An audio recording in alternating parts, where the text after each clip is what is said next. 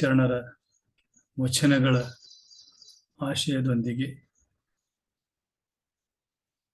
ಅಂಗ ಮತ್ತು ಲಿಂಗ ಸಂಬಂಧಗಳ ಸಖಿಲೆಗಳ ಕುರಿತಾಗಿ ಕಳೆದ ಹಲವು ದಿನಗಳಿಂದ ನಾವು ನೋಡ್ತಾ ಬಂದಿದ್ದೇವೆ. ಇಂತಹ ಒಂದು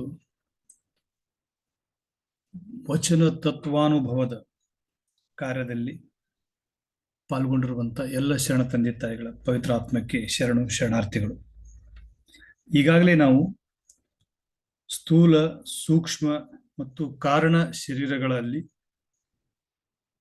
25 ತತ್ವಗಳು, 17 ತತ್ವಗಳು ಮತ್ತು 3 ತತ್ವಗಳು ಯಾವ ರೀತಿಯಾಗಿ ಪರಸ್ಪರ ಸಂಬಂಧವನ್ನು ಹೊಂದಿವೆ ಎನ್ನುವುದನ್ನ ಸಖಿಲಗಳ ಆಧಾರದ ಮೇಲೆ ಬಸವಾದಿ ಶರಣರ ವಚನಗಳಲ್ಲಿರುವಂತಹ ತಾತ್ವಿಕ ಅಂಶಗಳನ್ನ ಗಮನಿಸ್ತಾ ಬಂದಿದ್ದೇವೆ. ನಿನ್ನೆಯ ದಿನ ನಾವು ಜ್ಞಾನೇಂದ್ರಿಯಗಳು ಮತ್ತು ಲಿಂಗಗಳ ಬಗ್ಗೆ ಗಮನಿಸ್ತಾ ಇದ್ದೇವೆ. ಹಾಗೆ 5 ಜ್ಞಾನೇಂದ್ರಿಯಗಳ ಜೊತೆಗೆ ಆತ್ಮ ಅನ್ನುವಂತಹ ಒಂದು ಪರಮ ಚೈತನ್ಯವಾಗಿರುವಂತಹ ಒಂದು ಇಂದ್ರಿಯ, ಪ್ರಾಣ ಅಂತಲೂ ಕರೀತಾರೆ, ಹೃದಯ ಅಂತಲೂ ಕರೀತಾರೆ. ಅದು ಅಂಗದೊಳಗಡೆ ಇದ್ಕೊಂಡು ಎಲ್ಲ 5 ಇಂದ್ರಿಯಗಳನ್ನ ನಿಯಂತ್ರಿಸ್ತಾ ಇದೆ ಅನ್ನುವಂಥದ್ದನ್ನ ನಿನ್ನೆ ದಿನ ನೋಡಿದ್ದೀವಿ.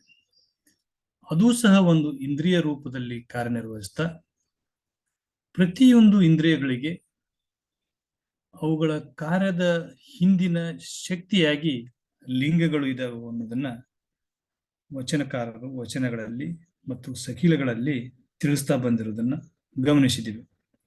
ಇವತ್ತು ಮುಂದುವರಿದು ಆ ಇಂದ್ರಿಯಗಳು ಮತ್ತು ಅವುಗಳಿಗೆ ಸಂಬಂಧಿಸಿರುವಂತಹ ಲಿಂಗಗಳನ್ನ ನಾವು ನೋಡ್ತಾ ಹೋಗೋಣ. ಒಟ್ಟು 6 ರೀತಿಯಾದಂತಹ ಇಂದ್ರಿಯಗಳು, ಕರ್ಮೇಂದ್ರಿಯಗಳನ್ನು 6, ಜ್ಞಾನೇಂದ್ರಿಯಗಳನ್ನು 6. ಅವು 6 ಇಂದ್ರಿಯಗಳು ಯಾವುವು ಅನ್ನೋದನ್ನ ನೋಡ್ತಾ ಹೋದರೆ, ಕರ್ಮೇಂದ್ರಿಯಗಳಾಗಿ ಗುದ, ಗುಹ್ಯ, ಪಾದ, ಪಾಣಿ, ವಾಕ್, ಹೃದಯ ಅಂತೇಳಿ, ಜ್ಞಾನೇಂದ್ರಿಯವಾಗಿ ನಾಸಿಕ, ಜಿಹ್ವೆ, ನೇತ್ರ, ತ್ವಚೆ, ಕರ್ಣ, ಹೃದಯ ಅಂತೇಳಿ.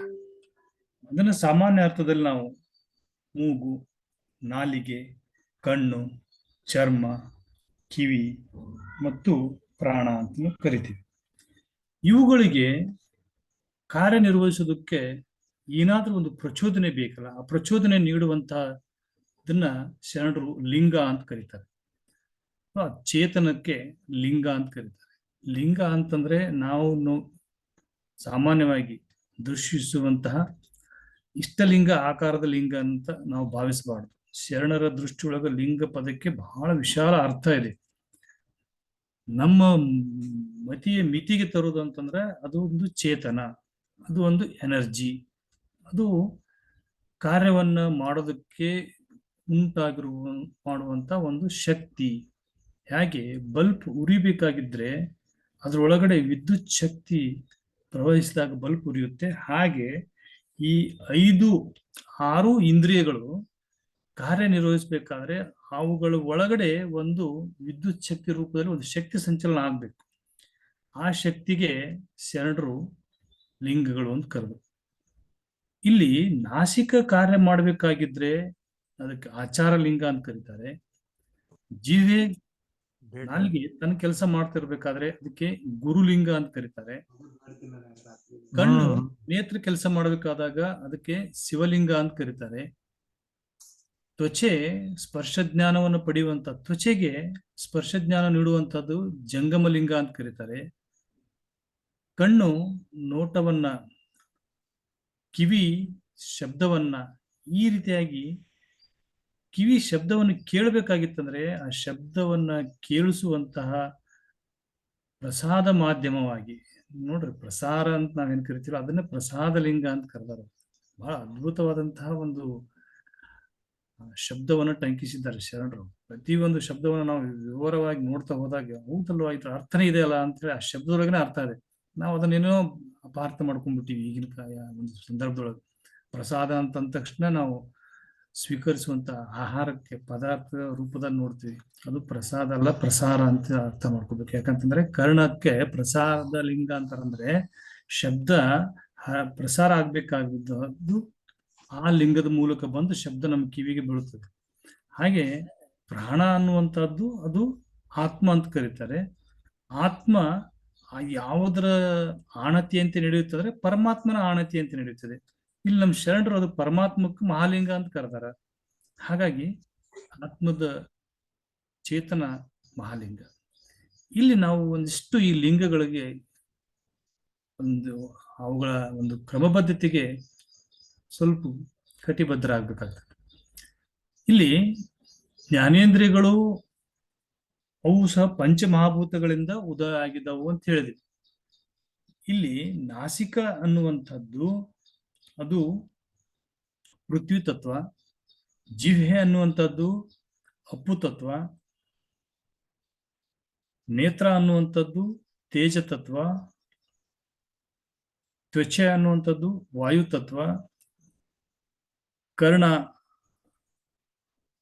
ಕಿವಿ ಅನ್ನುವಂಥದ್ದು ಆಕಾಶ ತತ್ವ, ಹೃದಯ ಅನ್ನುವಂಥದ್ದು ಆತ್ಮತತ್ವ. ಈ ರೀತಿಯಾಗಿ 6 ಮಹಾಭೂತಗಳಿದ್ದಾವಲ್ಲ, ಅವುಗಳು ಸಹ ಈ ಲಿಂಗಗಳಿಗೆ ಅವು ಸಂಬಂಧೀಕರಿಸಿದಾವೆ. ಇಲ್ಲಿ ನಾವು ನೋಡ್ತಾ ಹೋದ್ರೆ ಈ ಇದನ್ನೇ ಯಾಕೆ ಜೋಡಿಸಿದ್ದಾರೆ, ಆಚಾರ ಲಿಂಗಕ್ಕೆ ನಾಸಿಕಕ್ಕೆ ಯಾಕಂದಾರ ಅಂತಂದ್ರೆ ಅಲ್ಲಿ ಪೃಥ್ವಿ ತತ್ವದ ಗುಣ ಏನ್ ನೋಡಿದೀವಿ ನಾವು, ಗಂಧ ಅಂದ್ರೆ ವಾಸನೆಯನ್ನ ಬರುವಂತದ್ದು, ವಾಸನೆಯನ್ನ ಸ್ವೀಕರಿಸುವಂಥದ್ದು, ಉಂಟು ಮಾಡುವಂಥದ್ದು, ಸ್ವೀಕರಿಸುವಂಥದ್ದು. ಉಂಟು ಮಾಡೋದು ಆಚಾರಲಿಂಗ, ಸ್ವೀಕರಿಸುವುದು ನಾಸಿಕ ತತ್ವ, ಗಂಧ, ಮೂಲಭೂತದ್ದು ಪೃಥ್ವಿ. ಹೀಗೆ ಪ್ರತಿಯೊಂದಕ್ಕೂ ಇಷ್ಟು ಅಚ್ಚುಕಟ್ಟಾಗಿ ಈ ಸಕಿಲಗಳನ್ನು ಜೋಡಿಸ್ತಾ ಹೋಗ್ತಾರೆ. ಈಗ ಜಿಹ್ವೆಗೆ ಗುರುಲಿಂಗ ಅಂತ ಕರೀತಾರೆ. ಜಿಹ್ವೆ ಅಂತಂದ್ರೆ ನಾಲಿಗೆ. ನಾಲಿಗೆಯ ಕಾರ್ಯ ಏನು? ರಸವನ್ನ, ರುಚಿಯನ್ನು ಹೇಳೋದು. ರಸ ಯಾವ ಮೂಲಭೂತ ಬರ್ತೈತಿ? ಅಪ್ಪುವಿನೊಳಗೆ ಬರ್ತೈತಿ. ಅಪ್ಪು ಅಂತಂದ್ರೆ ನೀರು. ನಾಲಿಗೆ ರುಚಿಯನ್ನ ಕೊಡೋದಕ್ಕೋಸ್ಕರವಾಗಿ ಅದಕ್ಕೆ ಗುರುಲಿಂಗ ಅಂತ ಕರೆದು. ಹೀಗೆ ನೇತ್ರ ಅನ್ನುವಂಥದ್ದು ತೇಜ ತತ್ವದಿಂದ ಬಂದಿತ್ತು. ಅಂದ್ರೆ ಬಿಸಿ ಅನ್ನುವಂಥದ್ದು ಅದು ಅಲ್ಲಿಂದ ರೂಪಕ್ಕೆ ಬರ್ತದೆ. ಬೆಂಕಿಲಿಂದ ರೂಪ ಆಗ್ತೈತಿ. ಅದಕ್ಕಿಂತ ಕೆಳಗಡೆ ಬಂದ್ವಿ ಅಂದ್ರೆ ಅಥವಾ ಮೇಲ್ಗಡೆ ಹೋದು ಅಂತಂದ್ರೆ ಸ್ಪರ್ಶ ಆಗ್ಲಿ, ಶಬ್ದ ಆಗ್ಲಿ, ಶಬ್ದಾತೀತ, ಇವು ಯಾವಕ್ಕೂ ನಾವು ರೂಪ ಇರುವುದಿಲ್ಲ. ಹಾಗಾಗಿ ಅದಕ್ಕೆ ತೇಜಕ್ಕೆ ಶಿವಲಿಂಗ ಅಂತ ಕರೆದ್ರು. ಇದನ್ನು ಇನ್ನೂ ಬಹಳ ಡೀಪ್ ಅರ್ಥದಲ್ಲಿ ನಮ್ಮ ವಚನಕಾರರು ಶಿವಲಿಂಗವನ್ನ ಉರಿಲಿಂಗ ಅಂತನೂ ಕರೀತಾರೆ. ಈ ಉರಿಲಿಂಗ ಮತ್ತು ಉರ್ಲಿಂಗ ದೇವ, ಉರ್ಲಿಂಗ ಪೇದ್ಯ ಅನ್ನುವಂಥ ಪದಗಳನ್ನ ಏನ್ ಬಳಸಿದಾರಲ್ಲ, ಅದರ ಅರ್ಥ ನೇತ್ರದ ಮೂಲಕವಾಗಿ ಶಿವಲಿಂಗವನ್ನ ದೃಷ್ಟಿಸುವಂತದ್ದು. ಈ ಒಂದು ಲಿಂಗಗಳು ಮತ್ತು ಇಂದ್ರಿಯಗಳು ಮತ್ತು ತತ್ವಗಳು ಹಾಗೂ ಮೂಲಭೂತ ಅಂಶಗಳನ್ನ ಮತ್ತು ಅವುಗಳ ಗುಣಗಳನ್ನ ನೋಡ್ತಾ ನೋಡ್ತಾ ಹೋಗಿನೇ ಈ ಶಿವಲಿಂಗ ನೇತ್ರದ ಮೂಲಕವಾಗಿ ಜಾಗೃತಿಗೊಳ್ತದೆ, ಅಥವಾ ನೇತ್ರಕ್ಕೆ ಶಿವಲಿಂಗ ಶಕ್ತಿಯನ್ನು ಕೊಡ್ತದೆ ಅನ್ನೋದಕ್ಕೋಸ್ಕರವಾಗಿನೇ ಇದನ್ನ ಶಿವಲಿಂಗವನ್ನ ನಮ್ಮ ಶರಣರು ಏನ್ ಮಾಡಿದ್ರಪ್ಪ ಅಂತಂದ್ರ ಅಂದ್ರೆ ಚುಳುಕಾಗಿಸಿ ಅದನ್ನ ಇಷ್ಟಲಿಂಗ ರೂಪಕ್ಕೆ ತಂದುಕೊಟ್ರು. ಈ ಶಿವಲಿಂಗ ಏನದಲ್ಲ, ಈ ನೇತ್ರದ ಮೂಲಕ ಬ್ರಹ್ಮಾಂಡದಲ್ಲಿರುವಂತ ಕಾಸ್ಮಿಕ್ ಎನರ್ಜಿಯನ್ನ ರಿಸೀವ್ ಮಾಡ್ತೈತಿ. ನಮ್ಮೊಳಗಡೆ ಇರುವಂತ ಕಾಸ್ಮಿಕ್ ಎನರ್ಜಿ ಅನ್ನೋದು ಎಕ್ಸ್ಟ್ರಾಕ್ಟ್ ಮಾಡ್ತೈತಿ, ಹೊರಗಡೆನೂ ತೋರಿಸ್ಕೊಡ್ತೈತಿ, ತನ್ನೊಳಗ ಹಿಂಬಿಟ್ಕೊಳ್ತೈತಿ. ಇದ್ರ ಬಗ್ಗೆ ಸಾಕಷ್ಟು ವಚನಗಳು ನಮ್ಗೆ ಸಿಗ್ತಾವೆ. ಈ ಒಂದು ಅಂಶದ ಕುರಿತಾಗಿ ಶರಣರು ಇಷ್ಟಲಿಂಗವನ್ನ ಯಾಕೆ ಅಷ್ಟೊಂದು ಈ ಶಕ್ತಿಯ ಕೇಂದ್ರ ಅಂತ ಬಳಕೆ ಮಾಡಿದ್ರು.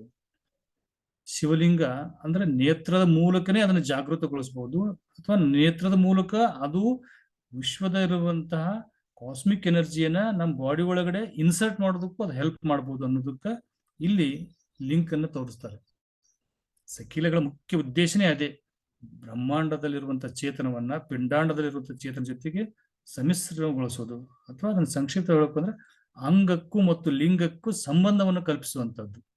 ಈ ರೀತಿಯಾಗಿನೇ ಸಕಿಲಗಳು ಕಾರ್ಯ ಮಾಡ್ತಾ ಇರೋದ್ರಿಂದ ನಾವು ಇವುಗಳನ್ನು ಪದಗಳಾಗಿ ಮಾತ್ರ ನೋಡಬಾರ್ದು. ಈ ತತ್ವಗಳನ್ನ, ಆ ತತ್ವಗಳ ಹಿನ್ನೆಲೆ ಮತ್ತು ಆ ತತ್ವಗಳ ಕಾರ್ಯ, ಅವೆರಡರ ನಡುವಿರುವಂತಹ ಈ ಸಂಬಂಧಕ್ಕೇ ಸಕಿಲ ಅಂತ ಕರೀತಾರೆ. ಅದನ್ನ ಅರ್ಥ ಮಾಡ್ಕೋಬೇಕು. ಈ ಸಕಿಲ ಮಾತ್ರ ಬಹಳ ಸೂಕ್ಷ್ಮವಾಗಿದೆ ಮತ್ತು ಅಷ್ಟೇ ಗಂಭೀರ ಮತ್ತು ಅರ್ಥಗರ್ಭಿತವಾಗೈತಿ. ಆ ಸಕಿಲದ ಜ್ಞಾನ ಆಗ್ಲಿಲ್ಲಪ್ಪ ಅಂದ್ರೆ ಯಾವ ವಚನನೂ ಸಮಗ್ರವಾಗಿ ಅರ್ಥವನ್ನು ನಮಗೆ ಕೊಡೋದಿಲ್ಲ. ಎಲ್ಲ ವಚನದಾಗಿರುವಂತ ಎಲ್ಲ ಪದಗಳಾಗೆ ಕಾಣ್ತವೆ ವಿನಃ ಆ ಪದಗಳ ಹಿಂದಿನ ಭಾವ ಅದು ನಮ್ಗೆ ಅರ್ಥ ಆಗೋದಿಲ್ಲ. ಆ ಕಾರಣಕ್ಕಾಗಿ ಸಕಿಲಗಳನ್ನ ಓದಿದ್ರೆ ಅರ್ಥ ಆಗೋದಿಲ್ಲ, ಸಕಿಲಗಳನ್ನ ಅನುಭವಿಸ್ಬೇಕು. ಸಕಿಲಗಳನ್ನ ಆ ಪದಗಳ ಹಿಂದಿರುವಂತ ಯಾವ ಕಾರಣಕ್ಕಾಗಿ ಇದೇ ಪದವನ್ನು ಬಳಸಿದ್ರು. ಈಗ ಜಂಗಮಲಿಂಗ ಅಂತ ಬಂತು ತ್ವಚೆಗೆ. ತ್ವಚೆ ಅಂತಂದಾಗ ನಾವು ಸ್ಪರ್ಶ ಜ್ಞಾನವನ್ನು ಕೊಡುವಂತದ್ದು. ಸ್ಪರ್ಶ ಜ್ಞಾನಕ್ಕೆ ಕಾರಣ ಆಗುವಂಥದ್ದು ಯಾವುದು? ವಾಯು. ವಾಯು ಸಂಚಲನ ಮಾಡ್ತದೆ. ಸಂಚಲನ ಮಾಡ್ತದ ಅನ್ನೋದಕ್ಕನೇ ಲಿಂಗಾಯತದ ಪದ ಯಾವ್ದಪ್ಪ ಅಂದ್ರೆ ಸಂಚಲನಕ್ಕೆ ಜಂಗಮ. ಸ್ಥಾವರ ಕಳಿವುಂಟು, ಜಂಗಮ ಕಳಿವಿಲ್ಲ. ಯಾಕಂದ್ರೆ ಸ್ಥಾವರ ಒಂದ್ ಕಡೆ ಬಿದ್ಕೊಂಡಿರ್ತೈತಿ, ಅದು ಅಳಿತೈತಿ. ಜಂಗಮ ಚಲಿಸ್ತಿರ್ತೈತಿ, ಅದಕ್ಕೆ ಅಳಿವಿಲ್ಲ. ಚಲಿಸೋದಕ್ಕೋಸ್ಕರವಾಗಿನೇ ವಾಯು ತತ್ವದೇ. ವಾಯು ತತ್ವ ಅಂದ್ರೆ ವಾಯುವಿನಿಂದ ನಮ್ಗೆ ಚರ್ಮಕ್ಕೆ ಸ್ಪರ್ಶ ಜ್ಞಾನ ಬರ್ತದೆ. ಹಾಗೆ ಒಂದಕ್ಕೊಂದು ಸಂಬಂಧಗಳನ್ನ ಜೋಡಿಸ್ತಾ ಹೋಗ್ತಾರ ನೋಡ್ರಿ. ಅದಕ್ಕೆ ಜಂಗಮಲಿಂಗ ಅಂತ ಕರೀತಾರೆ. ಕರ್ಣ ನೋಡಿದೆ ನಾವು. ಕರ್ಣ ಅಂತಂದ್ರೆ ಅದು ಕಿವಿ, ಅದಕ್ಕೆ ಶಬ್ದವನ್ನು ಪ್ರಸಾರ ಮಾಡ್ತೈತಿ. ಶಬ್ದ ಪ್ರಸಾದ ಮಾಧ್ಯಮವಾಗಿ ಆಕಾಶ ಐತಿ. ಹಾಗಾಗಿ ಪ್ರಸಾದ ಲಿಂಗ ಆಕಾಶ ತತ್ವವನ್ನು ಹೇಳ್ತೈತಿ, ಮಹಾಲಿಂಗ ಆತ್ಮ ತತ್ವವನ್ನು ಹೇಳ್ತೈತಿ. ಹೀಗೆ ಈ 6 ಲಿಂಗಗಳು ಯಾವ ರೀತಿಯಾಗಿ ಉದ್ದೇಶಿಸಿದವು, ಅವುಗಳ ಕಾರ್ಯ ಏನು ಅನ್ನೋದನ್ನ ಸಖಿಲಗಳನ್ನ ಮೂಲಕ ನಾವು ಅರ್ಥೈಸ್ಕೊಳ್ತೀವಿ. ಇದನ್ನೇ ಅರ್ಥವನ್ನ ಭಾವವನ್ನು ಹಿಡಿದುಕೊಂಡು ವಚನಕಾರರು ತಮ್ಮ ತಮ್ಮ ವಚನದಲ್ಲಿ ಹೇಳ್ತಾ ಹೋಗ್ತಾರೆ. ಇಲ್ಲಿ ನೋಡ್ರಿ, ಮೂಸಿಸುವುದು ಅಥವಾ ವಾಸನೆ ತೆಗೆದುಕೊಳ್ಳುವುದು ಆಚಾರ ಲಿಂಗದ ಕ್ರಿಯೆ. ಗಂಧವು ಅದು ಪೃಥ್ವಿ ತತ್ವದ. ಗಂಧವು ಅಥವಾ ವಾಸನೆಯು ಆಚಾರ ಲಿಂಗದ ಭೋಗ. ಇಲ್ಲಿ ಲಿಂಗದ ಭೋಗ ಅಂತಂದ್ರೆ ಅದರದ ಪರಿಣಾಮ. ಈ ಆಚಾರ ಲಿಂಗದಿಂದನೇ ನಾವು ವಾಸನೆಯನ್ನ ಅನುಭವಿಸ್ತೀವಿ ಅಂತ ಅರ್ಥ. ಕೇವಲ ಮೂಗಿದ್ರೆ ವಾಸನೆ ಬರಲ್ಲ. ಆಚಾರ ಲಿಂಗ ಇದ್ರೆ ಮಾತ್ರ ನಮ್ಗ ವಾಸಿಸುವಂತಹ ಆ ವಾಸನೆಯ ಒಂದು ಭೋಗವನ್ನ ಪಡೆಯೋದಕ್ಕೆ ಸಾಧ್ಯ ಆಗ್ತದೆ. ಒಂದು ನಿಮಿಷ.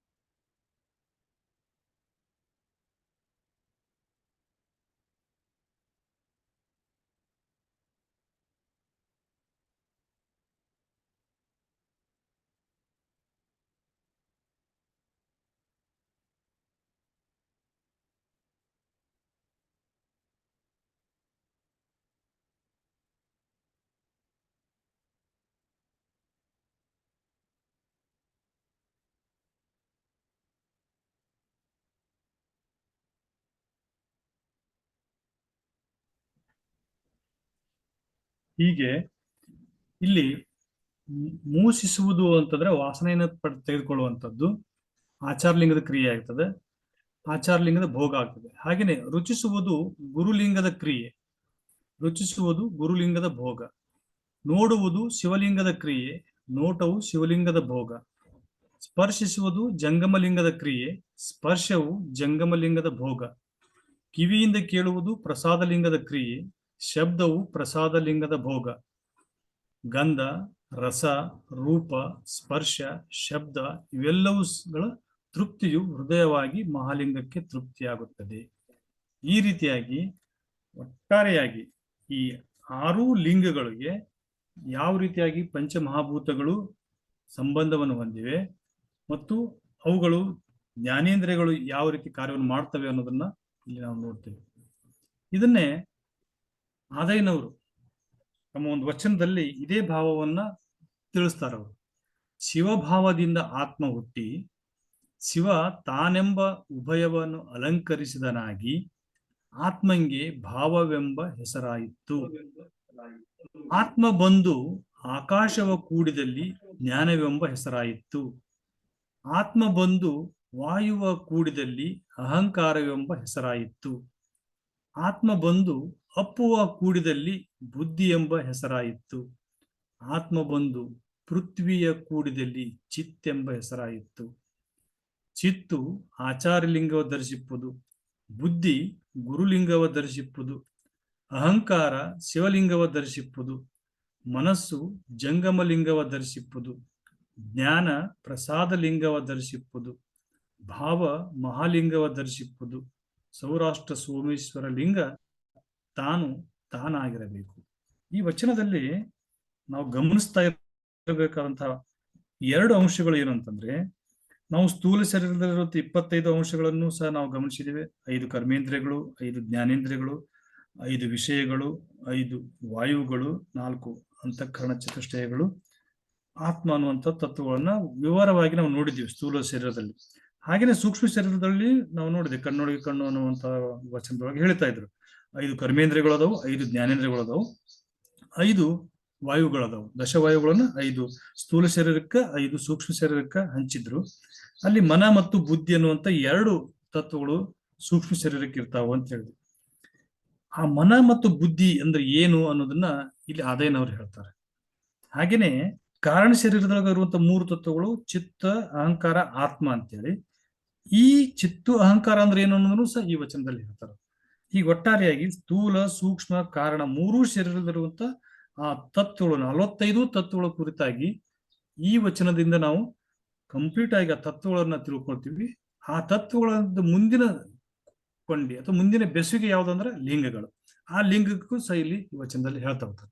ಇಲ್ಲಿ ಹೇಳ್ತಾರ ಅವರು, ಶಿವಭಾವದಿಂದ ಆತ್ಮ ಹುಡ್ತೈತಿ. ಶಿವ ತಾನೆಂಬ ಉಭಯವ ಅಲಂಕರಿಸಿದವನಾಗಿ, ಅಂದ್ರೆ ನನ್ನೊಳಗಿರುವಂತ ಆತ್ಮ ಆ ಮಹಾಲಿಂಗದ ಒಂದು ಅಂಶಿಕದವನ ಅನ್ನುವಂಥದ್ದನ್ನ ಜಾಗೃತ ಆಗ್ತೈತಿ. ಆತ್ಮಭಾವ, ಆತ್ಮಂಗೆ ಭಾವನೆಂಬ ಹೆಸರಾಯಿತು ಅಂತ ಹೇಳ್ತಾರೆ. ನಿನ್ನೆ ದಿನ ನೋಡಿದ ನಾವು, ಭಾವ ಅನ್ನುವಂಥದ್ದು ಬಹಳ ಮಹತ್ವದ್ದು.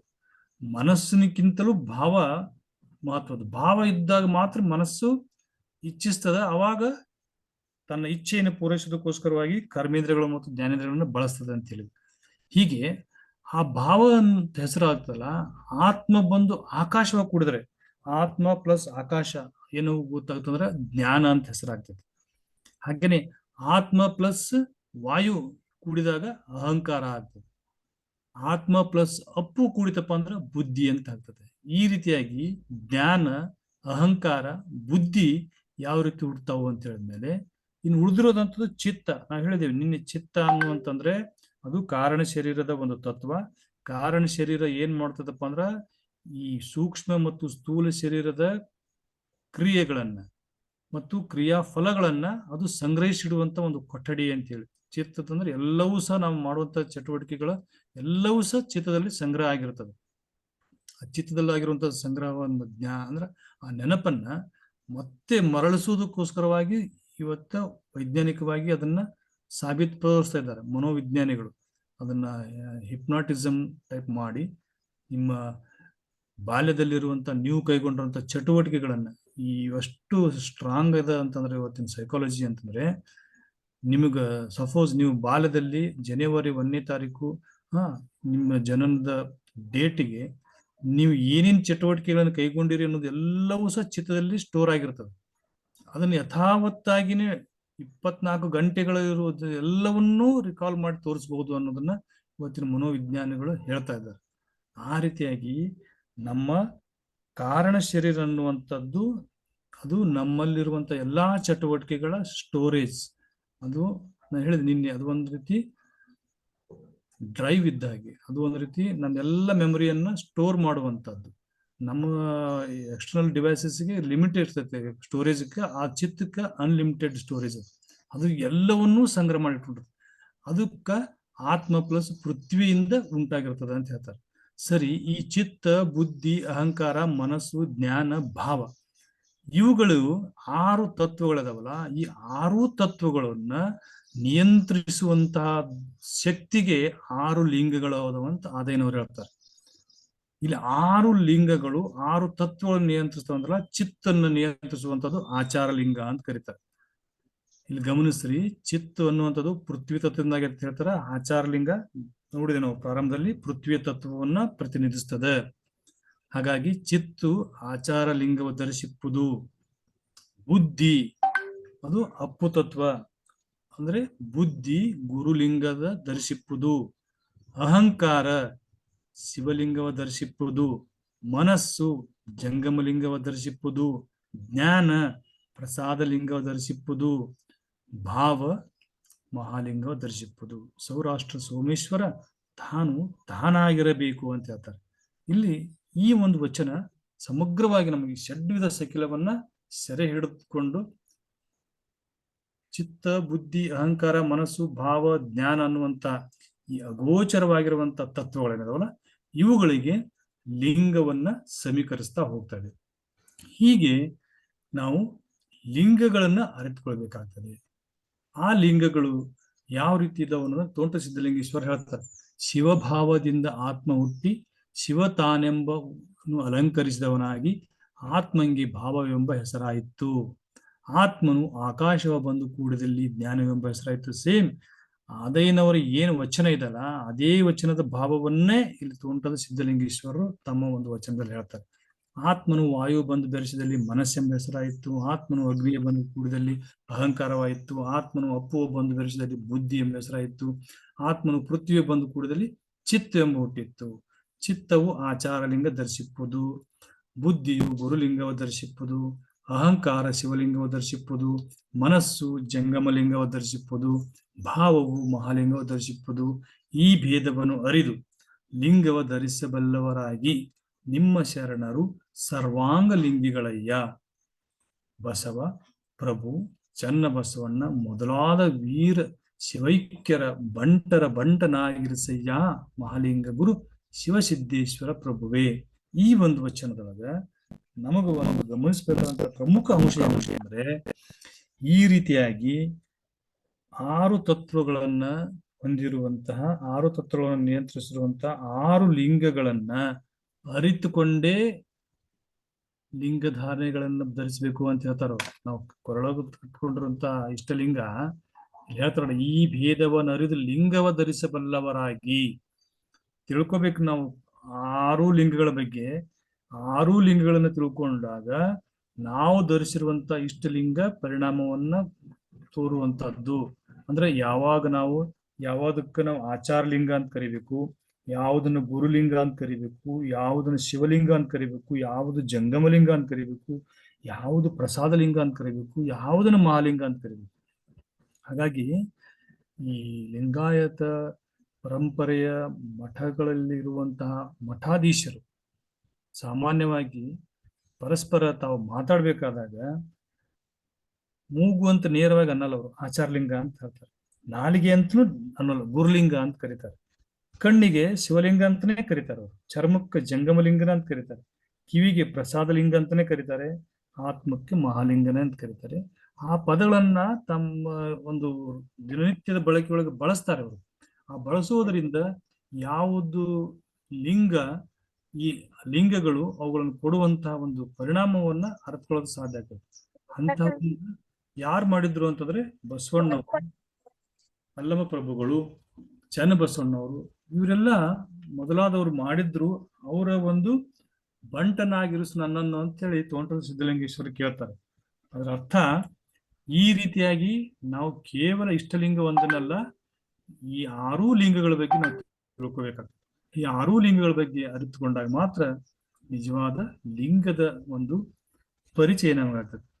ಈ ಒಂದು ಷಡ್ವಿಧ ಸಕಿಲೆಗಳ ಈ ಒಂದು ಪಯಣದೊಳಗೆ ನಾವು ಏನೇನ ಅರ್ಥಕೊಂತ ಬಂದಿದ್ರೆ ಅಂಗದ ಬಗ್ಗೆ ಸರಿಯಾಗಿ ನಮಗೆ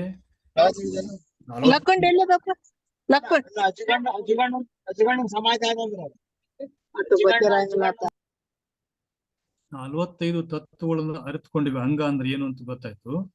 ಈ ತತ್ವಗಳನ್ನ ಚಾಲನೆಯೊಳಗೆ ಇಟ್ಕೊಂಡಿರುವಂತಹದ್ದು ಲಿಂಗ ಅಂತ ಗೊತ್ತಾಯ್ತು. ಆ ಲಿಂಗ 6 ರೀತಿಯಾಗಿ ಅದು ಕಾರ್ಯವನ್ನು ನಿರ್ವಹಿಸ್ತದೆ. ಒಂದೇ ತತ್ವನೇ, ಬಟ್ ಒಂದೊಂದು ಅಂಗದ ಮೇಲೆ ಕಾರ್ಯ ಮಾಡುವಾಗ ಆ ಅಂಗ ಕಾರ್ಯಕ್ಕ ಅಣಿಯಾಗಿರುವಂತಹ ಲಿಂಗಕ್ಕ ಒಂದೊಂದು ಹೆಸರನ್ನು ಕೊಡ್ತಾ ಹೋಗ್ತಾರೆ. ಈ ರೀತಿಯಾಗಿ ಷಡ್ವಿಧ ಲಿಂಗ ಸಕೀಲನಿಂದ ಲಿಂಗಾಯತನ ಕ್ರಿಯೆಗಳೆಲ್ಲವೂ ಲಿಂಗ ಕ್ರಿಯೆಗಳಾಗುತ್ತವೆ. ಭೋಗವೆಲ್ಲವೂ ಲಿಂಗ ಭೋಗವಾಗುತ್ತವೆ. ಮಂಗಳಮಯವಾದ ಇವುಗಳ ಪರಿಣಾಮವು ಭಾವದಲ್ಲಿ ಸಂಗ್ರಹವಾಗುತ್ತದೆ. ಇಂದ್ರಿಯಗಳೆಲ್ಲವೂ ಲಿಂಗ ಸ್ವರೂಪಗಳಾಗುತ್ತವೆ. ಈ ರೀತಿಯ ಇಂದ್ರಿಯಗಳ ಮುಖವಾಗಿ ಲಿಂಗಗಳಿಗೆ ಅರ್ಪಿಸುವ ಅರ್ಪಣಾ ಕ್ರಮವನ್ನ ಜ್ಞಾನಾರ್ಪಣ ಅಂತ ಕರೀತಾರೆ. ಹೀಗೆ ನಾವು ಈ ಲಿಂಗಗಳನ್ನ ನಮ್ಮ ಪ್ರತಿ ಒಂದು ಚಟುವಟಿಕೆಯೊಳಗ ಅರಿವಿನೊಳಗಿರಬೇಕು. ಅಂದಾಗ ಮಾತ್ರ ನಾವು ಕೂಡುವಂತಹ, ನೋಡುವಂತಹ, ಮಾತಾಡುವಂತಹ, ಸೇವಿಸುವಂತಹ ಎಲ್ಲವೂ ಲಿಂಗಕ್ಕೆ ಅರ್ಪಣ ಅನ್ನುವಂಥ ಭಾವ ಬರುತ್ತೆ. ಅವಾಗ ಅವ್ರು ಹೇಳ್ತಾರೆ, ಇಲ್ಲಿ ಎಲ್ಲ ಇಂದ್ರಿಯಗಳು ಲಿಂಗ ಸ್ವರೂಪ ಆಗ್ತಾವು. ಅದಕ್ಕೆ ಸರ್ವೇಂದ್ರಿಯ ಲಿಂಗಗಳು ಅಂತ ವಚನಕಾರ ಹೇಳ್ತಾರ. ಇಂತಹ ಒಂದು ಲಿಂಗಗಳು 6 ಷಡ್ವಿಧ ಲಿಂಗಗಳು ಅವು ಯಾವುವು, ಅವು ಏನೇನು ಕ್ರಿಯೆಗಳನ್ನು ಮಾಡ್ತಾವು ಅನ್ನೋದನ್ನು ನಾವು ನೋಡ್ತಾ ಹೋದ್ರೆ ಮುಂದಿನ ಒಂದು ವಚನದಲ್ಲಿ ಅವರೆಲ್ಲ ಬಹಳ ಸ್ಪಷ್ಟವಾಗಿ ಹೇಳ್ತಾ ಹೋಗ್ತಾರೆ ಯಾವ ರೀತಿಯಾಗಿ ಲಿಂಗಗಳು ಇದ್ದಾವೆ. ಆ 6 ಲಿಂಗಗಳು ಯಾವುವು, 6 ಲಿಂಗಗಳು ಏನೇನು ಕಾರ್ಯವನ್ನು ಮಾಡ್ತಾವು ಅನ್ನೋದ್ರ ಕುರಿತಾಗಿ ಶರಣರು ತಮ್ಮ ವಚನಗಳಲ್ಲಿ ಬಹಳ ಸ್ಪಷ್ಟವಾಗಿ ಹೇಳ್ತಾ ಹೋಗ್ತಾರೆ. ಇಲ್ಲಿ ಹೇಳ್ತಾರೆ ನೋಡ್ರಿ, ಹಡಪದ ಅಪ್ಪಣ್ಣವರೇ ಹೇಳ್ತಾರೆ, ಒಟ್ಟಾರೆಯಾಗಿ ನಮ್ಮಲ್ಲಿರುವಂತಹ ಲಿಂಗಗಳು ಎಷ್ಟು, ಆ ಲಿಂಗಗಳು ಯಾವ್ಯಾವ ರೀತಿಯಾಗಿ ಕಾರ್ಯವನ್ನ ನೆರವೇರಿಸ್ತಾ ಇದ್ದಾವು.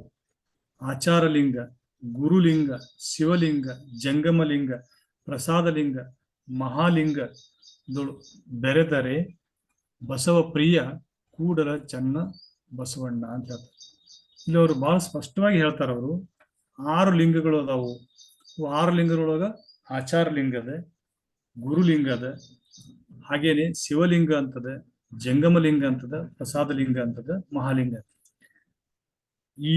ಇವುಗಳ ಕುರಿತಾಗಿ, ಈ 6 ಲಿಂಗಗಳ ಕುರಿತಾಗಿ ಸಮಗ್ರ ವಚನಗಳು ಇವತ್ತಿನವರೆಗೂ ನಮ್ಗೆ ಲಭ್ಯವಾಗಿರುವಂತಹ ಸುಮಾರು 25,000 ವಚನಗಳನ್ನು ನಾವು ಗಮನಿಸ್ತಾ ಬಂದ್ರೆ ಸುಮಾರು 58 ವಚನಗಳೊಳಗ ಸ್ಪಷ್ಟವಾಗಿ ಈ 6 ಲಿಂಗಗಳನ್ನ ಅವರು ಹೇಳ್ತಾ ಹೋಗ್ತಾರೆ. ಒಬ್ಬರು ವಚನಕಾರರಲ್ಲ, ಅನೇಕ ವಚನಕಾರ. ಅದರ ಅರ್ಥ ಅವತ್ತಿನ ಕಾಲದಲ್ಲಿರುವಂತ ಎಲ್ಲ ಶರಣರು ಈ 6 ಲಿಂಗದ ಬಗ್ಗೆ ಸಮಗ್ರವಾದಂತ ಒಂದು ಅರಿವನ್ನು ಹೊಂದಿದ್ರು ಅಂತ ನಾವು ಭಾವಿಸಬಹುದು. ಈ ರೀತಿಯಾದಂತಹ ಒಂದು ಭಾವವನ್ನ ಹೊಂದಿರುವಂತಹ ವಚನಗಳು ನಮಗೆ ಸಮಗ್ರವಾಗಿ 6 ಲಿಂಗಗಳು ಕುರಿತಾಗಿ ಹೇಳ್ತವೆ. 6 ಲಿಂಗಗಳು ಯಾವ್ಯಾವು ಅಂತಂದನ್ನ ಯಾವ ರೀತಿ ಉದಯಿಸಿದವು ಅನ್ನೋದನ್ನ ಇಲ್ಲಿ ನೋಡೋಣ. ಇಲ್ಲಿ ಹೇಳ್ತಾರೆ ಅವರು, ಷಡ್ಲಿಂಗಗಳು ಹೇಗೆ ಉಗಮ ಅದು, ಒಂದ್ರೊಳಗೆ ಒಂದು ಹೇಗೆ ಸಂಬಂಧ. ಇದ್ರ ಕುರಿತಾಗಿ ಬಾಲಸಂಗಯ್ಯನವರು ಈ ಒಂದು ವಚನದಲ್ಲಿ ಬಹಳ ಸ್ಪಷ್ಟತೆಯಿಂದ ನಮಗೆ ಆ ಲಿಂಗಗಳು ಉಗಮ ಆಗಿರೋದನ್ನ ಹೇಳ್ತಾರೆ. ಇನ್ನೊಂದು ಪ್ರಕಾರದ ಲಿಂಗೋತ್ಪತ್ತಿವೆಂತೆಂದೆಡೆ ಮಹಾಲಿಂಗದಲ್ಲಿ ಪ್ರಸಾದಲಿಂಗ ಹುಟ್ಟಿತ್ತು. ಆ ಪ್ರಸಾದಲಿಂಗದಲ್ಲಿ ಜಂಗಮಲಿಂಗ ಹುಟ್ಟಿತ್ತು. ಆ ಜಂಗಮಲಿಂಗದಲ್ಲಿ ಶಿವಲಿಂಗ ಹುಟ್ಟಿತ್ತು. ಆ ಶಿವಲಿಂಗದಲ್ಲಿ ಗುರುಲಿಂಗ ಹುಟ್ಟಿತ್ತು. ಆ ಗುರುಲಿಂಗದಲ್ಲಿ ಆಚಾರಲಿಂಗ ಹುಟ್ಟಿತ್ತು. ಈ 6 ಲಿಂಗವು ಒಂದೇ ಲಿಂಗ ನೋಡ ಅಪ್ರಮಾಣ ಕೂಡಲ ಸಂಗಮ ದೇವ. ಇಲ್ಲಿ ಚಿತ್ರವನ್ನು ತಾವು ಗಮನಿಸ್ತೀರಿ ಅಂತ ಭಾವಿಸ್ತೀನಿ. 6 ಲಿಂಗಗಳು ಅಂತ ನಮ್ಗೆ ಗೊತ್ತಿದೆವು. ಅದು ಪ್ರಸಾದಲಿಂಗ, ಜಂಗಮಲಿಂಗ, ಶಿವಲಿಂಗ, ಗುರುಲಿಂಗ, ಆಚಾರಲಿಂಗ ಅಂತ ಹೇಳಿ ಹೇಳ್ತಾ ಹೋಗ್ತಾರೆ. ಯಾವುದ್ರೊಳಗೆ ಯಾವ್ದು ಹುಟ್ಟಿದೆ, ಯಾವುದರಿಂದ ಯಾವುದು ಉತ್ಪತ್ತಿ ಆಗಿದೆ ಅನ್ನೋದನ್ನ ಇಲ್ಲಿ ಬಾಲಸಂಗಯ್ಯನವರು ಹೇಳ್ತಾರೆ. ಎಲ್ಲವೂ ಒಂದೇ ಅಂತ ಮತ್ತೆ ಕೊನೆಗೆ ಹೇಳ್ತಾರೆ. ಅಂದ್ರೆ ಒಂದೇ ಲಿಂಗದೊಳಗಿಂದ ಈ ರೀತಿಯಾದಂತಹ ಒಂದು ಲಿಂಗಗಳು ಹುಡ್ತಾವೆ. ಮಹಾಲಿಂಗ ಅನ್ನುವಂಥದ್ದು ನಾವು ಪರಮ ಆತ್ಮ ಅಂತ ಹೇಳಿ ಏನು ಸಾಮಾನ್ಯ ಅರ್ಥದಲ್ಲಿ ಕರಿತೀವಲ್ಲ, ಅದನ್ನ ಶರಣರು ಮಹಾಲಿಂಗ ಅಂತ ಕರಿತಾರೆ. ಅಂದ್ರೆ ಅದರಿಂದನೇ ಎಲ್ಲವೂ ಸಕಲ ಜೀವರಾಶಿಗಳು ಎಲ್ಲ ಸೃಷ್ಟಿಗೆ ಅದು ಮೂಲ ಆಗಿರೋದ್ರಿಂದ ಅದ್ರೊಳಗಿಂದ ಪ್ರಸಾದ ಲಿಂಗ ಹುಡ್ತು ಅಂತ ಹೇಳ್ತಾರೆ. ಪ್ರಸಾದ ಲಿಂಗದ ಅಂತಂದ್ರಾಗ ಅದು ಆಕಾಶ. ಅಂದ್ರೆ ಮೊದಲಿಗೆ ಆಕಾಶ, ಪಂಚಮಹಾಭೂತಗಳನ್ನ ನಾವು ಸಮೀಕರಣ ಮಾಡ್ತಾ ಹೋಗೋಣ. ಆ ಪ್ರಸಾದ ಲಿಂಗದಲ್ಲಿ ಜಂಗಮ ಲಿಂಗ ಹುಟ್ಟಿತ್ತು. ಜಂಗಮ ಲಿಂಗ ಅಂದ್ರೆ ವಾಯು ತತ್ವ. ಆಕಾಶದಿಂದ ವಾಯು ಉಗಮವಾಯಿತು. ಅಲ್ಲಿಂದ ಹೇಳ್ತಾರ, ಜಂಗಮ ಲಿಂಗದಿಂದ ಶಿವಲಿಂಗ ಹುಟ್ಟಿತ್ತು. ಶಿವಲಿಂಗ ಜಂಗಮದಿಂದ ಹುಟ್ಟೈತಿ. ಅಂದ್ರೆ ಶಿವಲಿಂಗನ ಅದಕ್ಕೆ ಹೋಲುತ್ತೀವಿ ಅಂದ್ರೆ ತೇಜಕ್ಕೆ. ಹಾಗೇನೆ ಮುಂದ ಶಿವಲಿಂಗದಿಂದ ಗುರುಲಿಂಗ ಹುಟ್ಟಿತ್ತು. ಗುರುಲಿಂಗ ಅಂತಂದಾಗ ಅಪ್ಪು. ಗುರುಲಿಂಗದಿಂದ ಆಚಾರಲಿಂಗ ಹುಟ್ಟಿತ್ತು. ಆಚಾರಲಿಂಗ ಅಂದ್ರೆ ಪೃಥ್ವಿ. ಒಟ್ಟಾರೆಯಾಗಿ ಬಾಲಸಂಖ್ಯವನ್ನು ಹೇಳ್ತಾ ಇರುವಂತ ಈ ವಚನದ ಒಂದು ತಾತ್ಪರ್ಯ ಏನಂದ್ರೆ, ಮೊದಲಿಗೆ ಮಹಾಲಿಂಗ, ಮಹಾಲಿಂಗದಿಂದ ಜಂಗಮಲಿಂಗ, ಆಮೇಲೆ ಶಿವಲಿಂಗ, ಗುರುಲಿಂಗ, ಆಚಾರಲಿಂಗ. ಅದನ್ನೇ ನಾವು ತಾತ್ವಿಕವಾಗಿ ತಗೊಂಡು ಅಂತಂದ್ರೆ ಮಹಾಲಿಂಗ ಅಂದ್ರೆ ಅದು ಓಂಕಾರ, ಅಲ್ಲಿಂದ ಆಕಾಶ, ಆಕಾಶ ತತ್ವದಿಂದ ವಾಯು ತತ್ವ, ವಾಯು ತತ್ವದಿಂದ ತೇಜ, ತೇಜದಿಂದ ಅಪ್ಪು, ಅಪ್ಪಿಂದ ಪೃಥ್ವಿ, ಪೃಥ್ವಿಯಿಂದ ಸಕಲ ಜೀವರಾಶಿಗಳು ಹುಟ್ಟಿದ್ವು ಅಂತೇಳಿ ಅನೇಕ ವಚನಕಾರ ಹೇಳ್ತಾರೆ. ಹೀಗೆ ಈ ಲಿಂಗ ಅನ್ನುವಂಥದ್ದು ಏನಪ್ಪಾ ಅಂದ್ರೆ ಈ ಸೃಷ್ಟಿಯ ಉಗಮದೊಳಗೆ ಇರುವಂತಹ ಪ್ರತಿಯೊಂದು ಚೇತನವನ್ನ ಅವು ಸೃಷ್ಟಿಸ್ತವೆ. ಇವೆಲ್ಲವನ್ನೂ ಸಹ ಶರಣನಾದಂಥವನು ಗರ್ಭೀಕರಿಸಿಕೊಂಡೇ ಜನಿಸುವುದರಿಂದ ಶರಣನ ಪ್ರತಿ ಅಂಗವೂ ಸಹ ಲಿಂಗ ಸ್ವರೂಪಿಗಳಾಗಿರ್ತಾವೆ. ಅದಕ್ಕೆ ಶರಣರು ಏನ್ ಹೇಳ್ತಾರೆ ಅಂದ್ರೆ, ಪ್ರತಿಯೊಂದನು ಗುರು ಕರುಣಿಸೆ ಇಷ್ಟಲಿಂಗವೆನ್ನ ಕರವ ಸೇರಲು ಸರ್ವಾಂಗವೆಲ್ಲವೂ ಲಿಂಗಮಯವಾದುದು ನೋಡ. ಹಂಪನವ್ರು ಹೇಳ್ತಾರೆ, ಬಹಳ ಸ್ಪಷ್ಟವಾಗಿ ಹೇಳ್ತಾರೆ, ನಮ್ಮ ಸರ್ವಾಂಗಗಳು ಎಲ್ಲವೂ ಲಿಂಗವನೇ. ಅದು ಎಂತೆಂದಡೆ ಇಷ್ಟಲಿಂಗದಿಂದ ಪ್ರಾಣಲಿಂಗ, ಪ್ರಾಣಲಿಂಗದಿಂದ ಭಾವಲಿಂಗ ತ್ರಯಗಳಾದವು. ಅಂದ್ರೆ ಇಷ್ಟ, ಪ್ರಾಣ, ಭಾವ ಅನ್ನುವಂಥದ್ದು ನಮ್ದು ಸ್ಥೂಲ, ಸೂಕ್ಷ್ಮ, ಕಾರಣ ಶರೀರಕ್ಕೆ ಒಂದೊಂದು ಲಿಂಗವನ್ನು ಸೇರಿಸ್ತಾ ಹೋಗ್ತಾರೆ. ಹೀಗೆ ಒಂದೊಂದು ಲಿಂಗದಲ್ಲಿ ಎರಡೆರಡು ಲಿಂಗಗಳು ಹುಟ್ಟಿರ್ತಾವೆ. ಸ್ಥೂಲ ಶರೀರದಲ್ಲಿ 2, ಸೂಕ್ಷ್ಮ ಶರೀರದಲ್ಲಿ 2, ಕಾರಣ ಶರೀರದಲ್ಲಿ 2. ಇಲ್ಲಿ ಹೇಳ್ತಾರೆ, ಇಷ್ಟಲಿಂಗದಿಂದ ಆಚಾರಲಿಂಗ, ಗುರುಲಿಂಗ ಹುಟ್ಟಿದವು. ಅಂದ್ರೆ ಇವೆರಡು ಸ್ಥೂಲ ಶರೀರ. ಪ್ರಾಣಲಿಂಗದಿಂದ ಶಿವಲಿಂಗ, ಜಂಗಮಲಿಂಗ ಹುಟ್ಟಿದವು. ಅಂದ್ರೆ ಸೂಕ್ಷ್ಮ ಶರೀರ. ಭಾವಲಿಂಗದಿಂದ ಪ್ರಸಾದಲಿಂಗ ಮತ್ತು ಮಹಾಲಿಂಗ ಎಂಬ 2 ಲಿಂಗಗಳು ಹುಟ್ಟಿದವು. ಈ ಷಡ್ವಿಧ ಲಿಂಗದಲ್ಲಿ ಷಡ್ವಿಧ ಸಂಬಂಧ ಯಾವ್ದಾದ್ರು? ಗ್ರಹಣದಲ್ಲಿ ಆಚಾರಲಿಂಗ ಸಂಬಂಧ ನೋಡಿದ್ವಿ, ನಾವು ಪ್ರಾರಂಭದಲ್ಲೇ ನೋಡಿದ್ವಿ. ಜೀವೆಯಲ್ಲಿ ಗುರುಲಿಂಗ ಸಂಬಂಧ, ನೇತ್ರದಲ್ಲಿ ಶಿವಲಿಂಗ ಸಂಬಂಧ, ತ್ವಕ್ಕಿನಲ್ಲಿ ಜಂಗಮಲಿಂಗ ಸಂಬಂಧ, ಸ್ತೋತ್ರದಲ್ಲಿ ಪ್ರಸಾದಲಿಂಗ ಸಂಬಂಧ, ಹೃದಯದಲ್ಲಿ ಮಹಾಲಿಂಗ ಸಂಬಂಧ. ಆಚಾರಲಿಂಗವು ಗಂಧ, ಗುರುಲಿಂಗವು ರಸ, ಶಿವಲಿಂಗದ ರೂಪ, ಜಂಗಮಲಿಂಗವು ಸ್ಪರ್ಶನ, ಪ್ರಸಾದಲಿಂಗವು ಶಬ್ದ, ಮಹಾಲಿಂಗವು ಪರಿಣಾಮ. ಒಂದೊಂದು ಲಿಂಗದಲ್ಲಿ 6 ಲಿಂಗವಾದವು. ಆಚಾರಲಿಂಗದಲ್ಲಿ ಗುರುಲಿಂಗ, ಶಿವಲಿಂಗ, ಜಂಗಮಲಿಂಗ, ಪ್ರಸಾದಲಿಂಗ, ಮಹಾಲಿಂಗವೆಂಬ ಐಕ್ಯಲಿಂಗ ಉಂಟು. ಗುರುಲಿಂಗದಲ್ಲಿ ಆಚಾರಲಿಂಗ, ಶಿವಲಿಂಗ, ಜಂಗಮಲಿಂಗ, ಪ್ರಸಾದಲಿಂಗ, ಮಹಾಲಿಂಗವೆಂಬ 5 ಲಿಂಗಗಳು ಉಂಟು. ಶಿವಲಿಂಗದಲ್ಲಿ ಆಚಾರಲಿಂಗ, ಗುರುಲಿಂಗ, ಜಂಗಮಲಿಂಗ, ಪ್ರಸಾದಲಿಂಗ, ಮಹಾಲಿಂಗವೆಂಬ ಲಿಂಗ ಉಂಟು. ಹೀಗೆ ಪ್ರಸಾದಲಿಂಗದಲ್ಲಿ ಆಚಾರಲಿಂಗ, ಗುರುಲಿಂಗ, ಶಿವಲಿಂಗ, ಜಂಗಮಲಿಂಗ, ಮಹಾಲಿಂಗವೆಂಬ 5 ಲಿಂಗಗಳುಂಟು. ಇಂತಿವೆಲ್ಲ ಕೂಡಲಿಕ್ಕೆ 36 ಲಿಂಗ. ಆ 36 ಲಿಂಗದಲ್ಲಿ ಒಂದೊಂದು ಲಿಂಗದಲ್ಲಿ 6 ಲಿಂಗ ಕೂಡಲಿಕ್ಕೆ 216 ಲಿಂಗವಾದವು. ಲಿಂಗಪ್ರಭೆಯಲ್ಲಿ ಲಿಂಗಪ್ರಭೆಯಾಗಿ, ಅಂಗಪ್ರಭೆಯಲ್ಲಿ ಲಿಂಗಪ್ರಭೆಯಾಗಿ, ಲಿಂಗಪ್ರಭೆಯಲ್ಲಿ ಅಂಗಪ್ರಭೆಯಾಗಿ, ಅಂಗಲಿಂಗ ಸಂಬಂಧಿಯಾಗಿದ್ದೇನು ಕಾಣ, ಪರಮಗುರು ಪಡಿಬಿಡಿ ಸಿದ್ಧ ಮಲ್ಲಿನಾಥ ಪ್ರಭುವೆ ಅಂತೇಳಿ ಹೇಮಗಲ್ ಹಂಪನವರು 6 ಲಿಂಗದಿಂದ 216 ಲಿಂಗಗಳು ಹೇಗೆ ಆದವು ಅನ್ನೋದನ್ನ ಈ ವಚನದಲ್ಲಿ ಹೇಳ್ತಾರೆ. ಈ ವಚನ ಒಟ್ಟಾರೆಯಾಗಿ ಸಕೀಲದ ಕೊನೆಯ ಸಕೀಲಗಳು ಅಂತ ಕರಿತೀವಿ ನಾವು. 216ನೇ ಹೈಯೆಸ್ಟ್ ಸಕೀಲಗಳು ಬರುವಂತಹ ಒಂದು ತತ್ವಗಳು. ಇದನ್ನ ಅವರು ಪ್ರಾರಂಭವಾಗಿ ಹೇಳ್ತಾ ಹೋಗ್ತಾರೆ. ಅಂದ್ರೆ ಯಾವ ರೀತಿಯಾಗಿ 6 ಆಗ್ಲೇ 36 36 ಉಂಡ್ಲಿ 6 ಮಾಡಿದಾಗ 216 ಲಿಂಗಗಳಾಗ್ತಾವ ಅಂತ ಹೇಳ್ತಾರೆ. ಈ 216 ತತ್ವಗಳು ಯಾವುವು, ಆ ಲಿಂಗಗಳಿಗೆ ಒಂದಕ್ಕೊಂದು ಯಾವ ರೀತಿಯಾಗಿ ಸಂಬಂಧ ಹೊಂದಿದೆ ಅನ್ನೋದನ್ನ ನಾವು ನಾಳೆಯ ದಿನ ಅನುಭವಕ್ಕೆ ಇಡೋಣ. ಇಲ್ಲಿಯವರೆಗೆ ವಚನದ ಮೂಲಕವಾಗಿ ಷಡ್ವಿಧ ಸಖಿಲಗಳನ್ನು ಅರಿತುಕೊಳ್ಳೋದಕ್ಕೆ ಅನುವು ಮಾಡಿಕೊಟ್ಟಂತಹ ಎಲ್ಲ ಶರಣ ತಂದೆ ತಾಯಿಗಳಿಗೆ ಮತ್ತೊಮ್ಮೆ ಶರಣಾರ್ಥವನ್ನು ಹೇಳ್ತಾ ಇವತ್ತಿನ ಈ ಒಂದು ಅನುಭವಕ್ಕೆ ಪೂರ್ಣವಿರಾಮ ಹೇಳ್ತಿದ್ದೇನೆ. ಸರ್ವರಿಗೂ ಶರಣಾರ್ಥಿಗಳು.